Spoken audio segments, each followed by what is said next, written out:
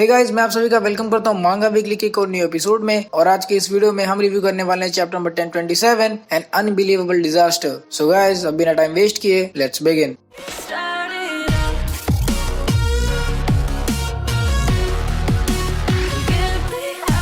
तो सबसे पहले हम बात कर लेते हैं इस चैप्टर के कवर पेज की। तो जब मैंने इस चैप्टर का कवर पेज देखा मुझे काफी अच्छा लगा, क्योंकि बहुत टाइम बाद मुझे ऐसा कोई इंपॉर्टेंट कैरेक्टर कवर पेज में देखने को मिला है। So this is Gol D Roger, जिसको एक शेर दौड़ा रहा है। देख के लग रहा है कि Gol D Roger is having fun of his life. वैसे कवर पेज में हमने लायन का रेफरेंस 2 बार देख लिया है, यानी कि एक बार पिछले वाले कवर पेज में और इस बार भी। तो वो क्या लगता है कि कुछ और फोर शेडोइंग इवेंट हो रहा है इस समय, लाइक लायन मैन और समथिंग, क्योंकि मेरे एक फ्रेंड ने बोला कि यहाँ पे लायन मैन वाला कुछ फोर शेडोइंग टाइप का उसको दिख रहा है, जो कि मुझे थोड़ा सा लेम लगा। अगर ऐसा कुछ आता है तो बहुत अजीब लगेगा। नाउ कमिंग बैक टू मांगा, ये मांगा बेसिकली 2 पार्ट में डिवाइडेड है। एक जहाँ पे लूफी वर्सेस काइडो चल रहा है और दूसरा जहाँ पे जोरो वर्सेस किंग। तो जोरो वर्सेस किंग की अगर बात करें तो ये चीज काफी अनएक्सपेक्टेड थी कि जोरो जाके लास्ट में किंग से फाइट करेगा, क्योंकि शुरू से ही हमें वानों में यही दिखाया जा रहा है कि वो एक्चुअली में जाके काइडो से फाइट करने वाला है। काफी सारे फैंस इससे अपसेट हैं और काफी सारे हेट कमेंट्स भी मुझे देखने को मिले हैं, जो कि अभी आप इस समय देख सकते हो स्क्रीन पे। और जब जोरो रिकवर हुआ था तो मुझे लगा था कि that he is going back to the roof top. और आपको ही पता है कि पिछले कई सारे मांगा रिव्यूज में मैं यही बोल रहा था कि जोरो वापस ऊपर जाएगा एंड ही एंड लूफी और बाकी सारे वर्ल्ड जनरेशन के लोग भी ग्रुप अप होकर दोबारा से फाइट करेंगे। पर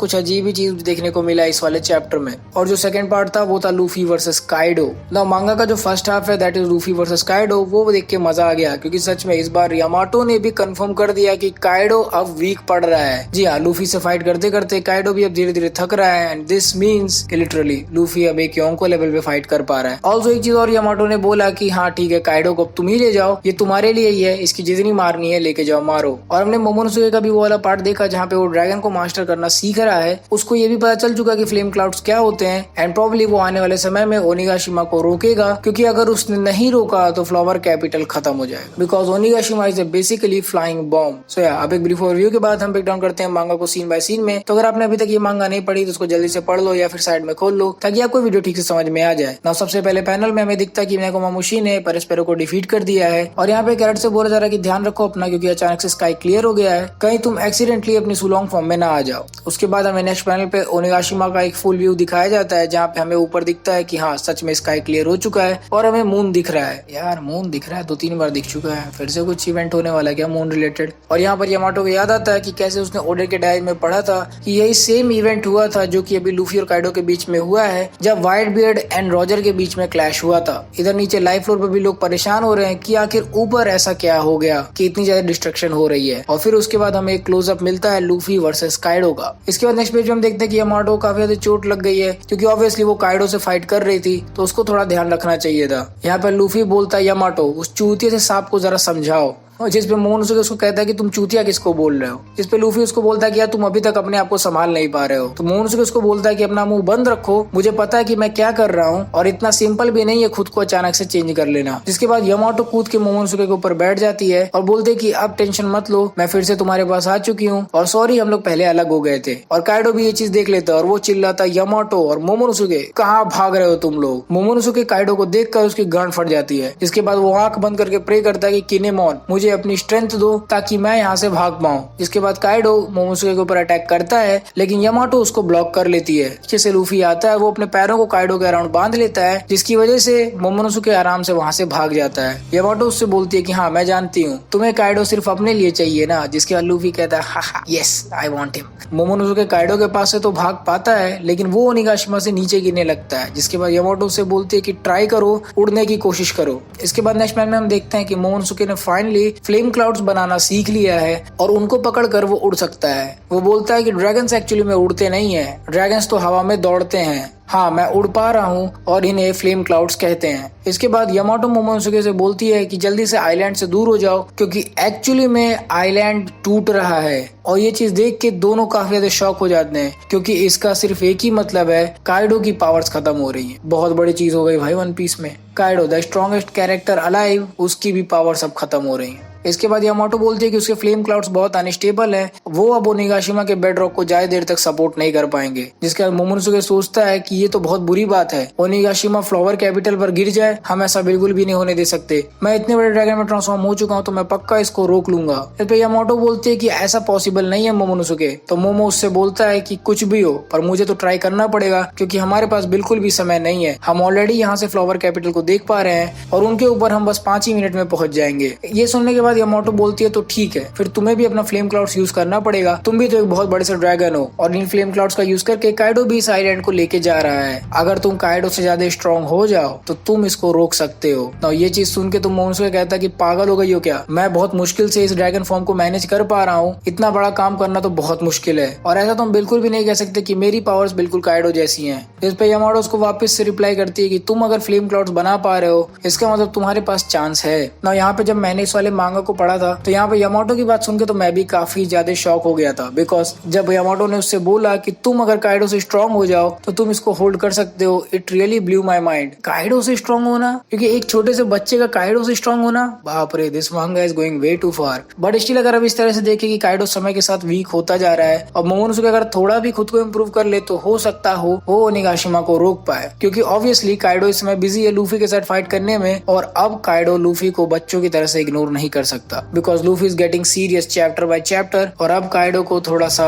दबा के फाइट करना पड़ेगा। सच में काइडो हारने वाला है। नाउ बैक टू मांगा। यामाटो बोलती है कि अगर हमने कुछ भी नहीं किया तो ओनिगाशिमा फ्लावर कैपिटल पर गिरेगा और सभी लोगों को क्रश कर देगा, और ये तो और भी बुरा होगा कि अगर काइडो की पावर्स खत्म हो गई तब तो ओनिगाशिमा अचानक से ही नीचे गिरेगा। ओनिगाशिमा पे इतना ज्यादा वेपन और गन पाउडर है जितना हम लोग इमेजिन भी नहीं कर सकते। तो ये island is basically A giant bomb और फ्लावर कैपिटल से जितनी दूरी पे हम है यानी कि 5 मिनट, उतनी देर में तो हम पूरे कैपिटल को कभी भी खाली नहीं कर पाएंगे। और अगर ये आइलैंड वहां पर गिरा तो फिर वो सभी को निपटा देगा, चाहे वो दोस्त हो या दुश्मन। ये सुनने के बाद मोमोनोसुके बोलता कि हमें फिर लूफी को रोकना पड़ेगा, जिसके बाद यामाटो अपना बैट मोमोनोसुके को पेलती है और बोलती है चूतिया हो क्या, इवन मरने के भी हालत में वो सब कुछ अपने कंधे पे ले रहा है और वो खड़ा भी नहीं हो सकता, फिर भी वो काइडो से फाइट कर रहा है। सिर्फ लूफी ही है जो कि काइडो को डिफीट कर सकता है। अगर हम उसे जाके ये वाली प्रॉब्लम भी बताएंगे ओनिगाशिमा की तो हम बस उसकी टेंशन और बढ़ा देंगे। इस चीज को हमें खुद ही फिगर आउट करना पड़ेगा। ना ये चीज पढ़ के तो मजा आ गया कि literally Momonosuke is going to take care of something, क्योंकि आज तक उसने कुछ किया है नहीं, बट स्टिल आई होप कि वो ओनिगाशिमा रोक लेगा। क्योंकि जब वो बड़े से ड्रैगन में ट्रांसफॉर्म हुआ था ना तो मुझे भी ऐसा लगा था कि वो काइंड ऑफ फ्लेम क्लाउड्स का यूज करके ओनिगाशिमा को रोक लेगा, पर ऐसा कब तक होता है ये मुझे देखना है। और अगर एक बार काइडो की पावर्स खत्म हुई तो भाई फ्लावर कैपिटल को कोई बचा नहीं सकता। तो हाँ, मोमोनोसुके को जल्दी करनी पड़ेगी और अपनी पावर्स को ठीक से फिगर आउट करना पड़ेगा। इसके बाद हम वापस आते हैं लाइव फ्लोर पे, जहाँ पे हमें दिखता है कि किंग जो है वो अचानक से रैंडमली सभी लोगों के ऊपर अटैक कर रहा है और जिसमें से एक जोरो भी है और उसने उसके अटैक को ब्लॉक कर लिया। पर किंग के अटैक्स को ब्लॉक करना इतना भी इजी नहीं है, क्योंकि जोरो दूर उड़ते हुए जाके फ्रांकी के हाथों में गिरता है। सिर्फ फ्रांकी कहता है जोरो ठीक हो। इसके बाद जोरो बोलता है कि भाई वो तो बहुत स्ट्रॉन्ग है, और फ्रांकी उससे बोलता है कि अगर तुम्हें ज्यादा प्रॉब्लम हो रही है तो मैं तुम्हारी हेल्प करता हूँ। तो जोरो बोलता नहीं मैं ठीक हूँ, मैं जाके किंग को निपटाता हूँ। इधर बैक टू लाइव फ्लोर, यहाँ पे क्वीन बोलता है किंग से कि चूतिया हो गया, तुम्हारी वजह से एक अटैक मुझे लगने वाला था। इसके बाद हमें बताया जाता है कि जोरो ने वो कर दिया जो कोई इमेजिन नहीं कर रहा था, एंड दैट इज कि उसने किंग का जो मास्क है उसको काट दिया है, और इसीलिए किंग बहुत ज्यादा गुस्से में है क्योंकि आज तक उसके रियल फेस को कोई भी नहीं देखा है। इसके बाद हमें एक छोटे से पैनल में किंग का फुल लुक दिखता है, जहाँ पे हम देख सकते हैं कि हाँ उसका मास्क थोड़ा बहुत डैमेज है। नाउ किंग जोरो की तरफ डैश करते हुए जाता है एंड टैंक यूडॉन, जिसको ब्लॉक करने के लिए जोरो संतोरियू ओ तात्सुमाकी, जोरो और किंग के बीच में इस तरह से क्लैश होता है और इसकी वजह से किंग का मास्क और भी ज्यादा डैमेज हो जाता है, जिसकी वजह से किंग और भी ज्यादा गुस्से में आ जाता है और वो जोरो को लेके सीधे ओनिगाशिमा के कैसल के आर पार उड़ जाता है। नाउ ये सब इतनी तेजी से हुआ कि जोरो को इवन पता भी नहीं चला। नाउ जोरो सोचता है कि वो नीचे जाके पानी में गिर जाएगा, लेकिन खुद को बचाने के लिए वो यूज करता है अपना क्लियर लेंस वाला मूव और वापस से जाके किंग के पास गिरता है। नाउ जोरो किंग को बोलता है कि तुम्हें एटलीस्ट अपने तलवार को यूज करना था अगर तुम मुझे जान से मारने वाले हो। जो तुमने अभी अभी किया वो अनफॉरगिवेबल है एक स्वॉर्ड्समैन के लिए। जिसके बाद हमें किंग का एक फुल पैनल दिखता है, जहाँ पे हम देखते हैं उसके मास्क का काफी ज्यादा पार्ट डैमेज हो चुका है और वो भी गुस्से में बोलता है कि जोरो तुमने भी ठीक वही किया है जिसके लिए मैं तुम्हें माफ नहीं कर सकता। और इसी के साथ चैप्टर नंबर 1027 खत्म। नाउ मांगा खत्म, मेरी वीडियो नहीं। तो मुझे क्या लगता है कि अब कुछ चैप्टर्स में हमें पता चल जाएगा किंग और उसकी पूरी की पूरी रेस कैसी दिखती है। नीचे कमेंट्स में तो लोग बोल रहे हैं कि वो कुछ राइकागे फ्रॉम नारुतो जैसा दिख रहा है, क्योंकि उसके हेयर ऐसे ब्लॉन्ड है। काफी अजीब अजीब चीजें देखने को मिली हैं related to second part of this chapter. इसके बाद कुछ लोग का ये भी स्पेकुलेशन है कि अभी भी लूफी काइडो को 1 वर्सेस 1 में बीट नहीं कर पाएगा, बिकॉज वो एक रुकी है और एक एम्परर को टेक डाउन करना काफी बड़ी बात होगी, और इसमें तो लिटरली प्लॉट आर्मर भी लूफी की हेल्प नहीं कर पाएगा। नाउ आई नो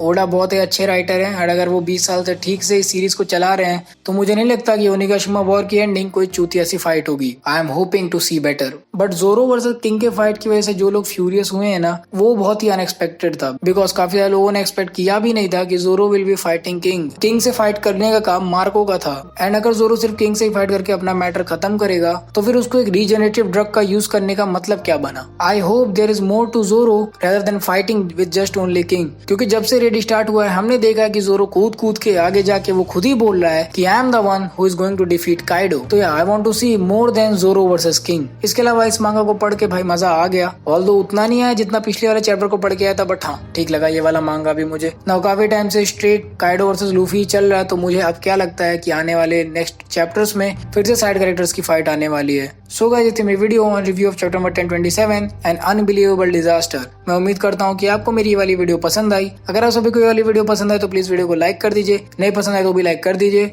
कमेंट करके मुझे बताइए कि आपको क्या लगता है कि किंग कैसा दिखता होगा। शेयर करिए इस वीडियो को उन लोगों के साथ जो कि वन पीस के फैंस हैं, और ऐसे और गजब से कंटेंट को एंजॉय करने के लिए हमारे चैनल को सब्सक्राइब करना ना भूलें, और हाँ बेल आइकन जरूर दबा दीजिएगा ताकि आप हमारे अपलोड से नोटिफाई होते रहें। सो गाइस, अगर आपको हमारी ये वाली वन पीस की वीडियो पसंद आए तो हमारी और भी कई सारी वन पीस की वीडियोस को चेकआउट कर सकते हैं, और मांगा रिव्यूज को भी देख सकते हैं, जिसके पेज का लिंक आपको वीडियो के राइट साइड में एंड डिस्क्रिप्शन में मिल जाएगा। So guys, till the next video, play on.